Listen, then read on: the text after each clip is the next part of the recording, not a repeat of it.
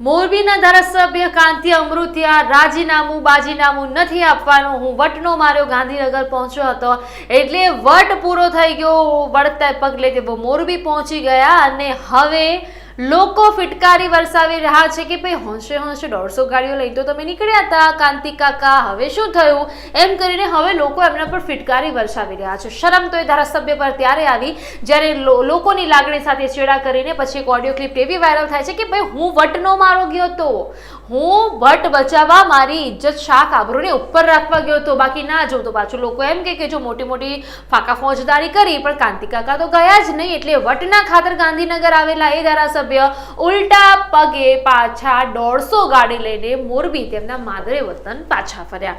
એટલે આ બધી જ વાતો શું હતી? હવામાં વાતો હતી. લાઈવ 24 ન્યૂઝ વારે ઘડી આપ સર્વને કહેતું હતું કે ભાઈ આ હવામાં વાતો છે, કોઈ રાજીનામું આપવાનું નથી.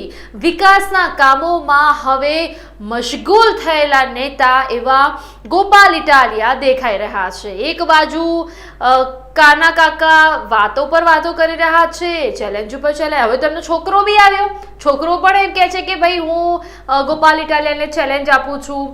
બાપ એવા વડ એવા ટેટા અને બાપ એવા બેટા, એવું થઈને અહીંયા તો ઊભો રહ્યો એટલે એમને ચેલેન્જ આપી રહ્યો. છોકરો કહેલા હું તો બોલી દઉં, પછી આપવું ના આપવું એ 2 નંબરની વાત છે, એમને કહી દીધું. પરંતુ આ બધાને જ બાજુમાં મૂકતા ગોપાલ ઇટાલિયાને તો એક જ સંપ સાથેનો જંપ એક જ હતો કે ભાઈ હું વિકાસ કરવા માટે ધારાસભ્ય બન્યો છું.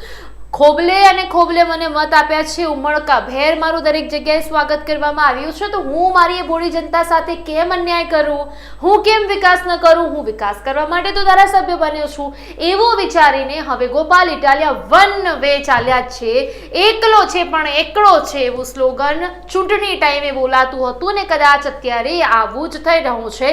એકલો છે પણ એકડો છે અને એકલા તેઓ કોઈ સાથ આપે કે ન આપે એમના સમર્થકો આગેવાનો નેતાઓ સાથે એ ભ્રષ્ટાચારના ખાડા પૂરવા માટે પહોંચી ગયા છે. એમના ફેસબુક હેન્ડલ પર એક પોસ્ટ પર એમને લખાણ લખ્યું છે અને એમને એવું કહ્યું છે, રોડના કામમાં અત્યંત ભ્રષ્ટાચાર થાય, ત્યારબાદ રોડમાં ખાડા પડે એટલે ખાડા ભરવાના નામે વળી ભ્રષ્ટાચાર થાય, ભાજપના નેતાઓ કરોડો કમાય છે. સાથે એમને એવું પણ લખ્યું કે આજ રોજ મોટા કોટડા ભેસાણ રોડ ઉપર ક્વોરી સ્પોઇલ એટલે કે કપચીનો ભીનો ભૂકો નાખીને ખાડા ભરતા હતા, પરંતુ કપચીનો ભૂકો તો વાહન ચાલે એટલે સાઈડમાં ચડી જાય, તેમજ વરસાદનું ઝાપટું આવતા ધોવાઈ જાય તો આજ રોજ સ્થળ પર જઈને આવી જ રીતે ખાડા ભરવા કરતા ન ભરવા બાબતે અધિકારીઓ સાથે ટેલિફોનિક વાતચીત કરી. એટલે ક્યાંક ને ક્યાંક અધિકારીઓને હવે આ આડે હાથ લેશે ને અધિકારીઓને એવું કહેશે કે ભાઈ શું કામ કાંકરા નાખો છો, શું કામ કપચી નાખો છો, બનાવો તો પછી આરસીસી બનાવો, બાકી આ તો વાહન ચાલે અને પછી આ જે ધૂળની ડમરીઓ જેમ ઉડે એ પછી આ કપચી જો એમ કરીને ટેલિફોનિક વાતચીત પણ કરી છે.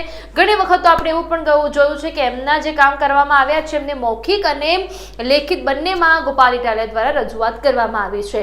હવે શું થઈ રહ્યું છે કે દરેક લોકો એક જ સ્લોગન સાથે આગળ વધી રહ્યા છે કે વિસાવદરવાળી કરવી પડશે. ધેટ મીન્સ હવે ગોપાલ ઇટાલિયા વિકાસના કામો તરફ આગળ વધી રહ્યા છે. આપને આ મુદ્દાને લઈને શું કહેવું છે મને કમેન્ટમાં અવશ્યપણે જણાવજો ને શું તમને લાગે છે કે ગોપાલ ઇટાલિયા ખરેખર વિકાસના કામ કરશે?